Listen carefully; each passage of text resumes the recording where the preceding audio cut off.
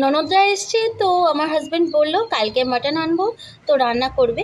আর রান্নার যেহেতু ঝামেলা আছে তো সব ঠিকঠাক থাকা চাই।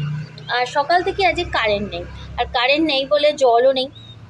আমি ভাবছি যে মাটনটা রান্না করবো তো ও বলছে মাটন তো আর তুমি কারেন্টে রান্না করবে না, গ্যাস আছে, আর আমি জলের ব্যবস্থা করে দেবো।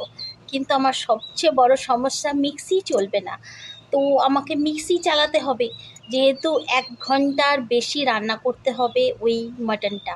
তো আমাকে মিক্সি ছাড়া আমার রান্না হবে না। তো বললো যে ঠিক আছে তাহলে একটুখানি অপেক্ষা করো, তো কারেন্টের জন্য অপেক্ষা করছি। তো ভাবলাম এইটুকুনি সময় একটুখানি ভিডিও করে নিই, রান্নাটা শুরু করব আর তোমাদের সাথে শেয়ার করব সেটা। তো চলো ভিডিওটা দেখতে থাকো, ভালো লাগলে একটা লাইক করে দিও।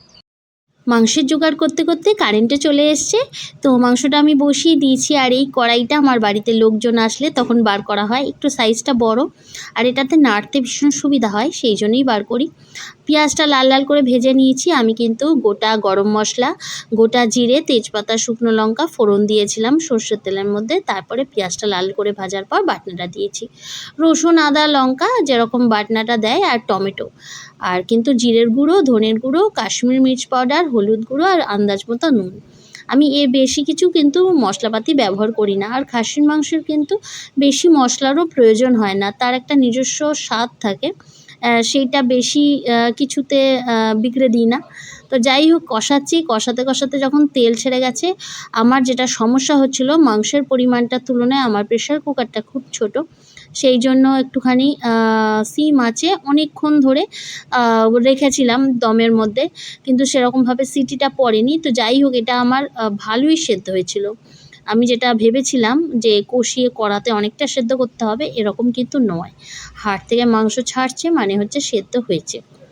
তো এই সময় একটুখানি কষাতে কষাতে গরম মশলা অল্প দিয়েছি গুঁড়ো, বেশি দিইনি, কারণ শেষের দিকে নামানোর সময় দেবো। দেখো মশলা থেকে তেল ছাড়ছে। আমি কিন্তু এবার ভাজা আলুটা যেটা তুলে রেখেছিলাম নুন হলুদ দিয়ে, সেটা কিন্তু যে মাটনের স্টকটা আছে ওর মধ্যে ভিজিয়ে রেখেছিলাম, এটাতে কিন্তু ভালো হয়। তো যাই হোক, একটু তাতেতে আলুটা রেখে দিয়েছিলাম। তারপরে আমি কষানোর সময় জল দেওয়ার পর এই আলুটা একেবারে ফুটিয়ে নেবো। আমার রান্নাটা মোটামুটি হয়ে গেছে, শেষে গরম মশলা গুঁড়ো না দিয়ে নামিয়ে নেবো। আর রান্নাটার মধ্যে আজকে কিন্তু উচ্ছে দিয়ে মটর ডাল করেছিলাম, আলু ভেজেছিলাম, আর ধনেপাতার বড়া করেছিলাম, আর করেছিলাম মাটন। এইটুকুনি যথেষ্ট আমার 2 ননদের জন্য। আর সত্যি কথা বলতে কি, ভিডিওটা যারা দেখেছো তাদের অসংখ্য ধন্যবাদ। দেখা হবে নেক্সট ভিডিওতে। Tata, bye bye.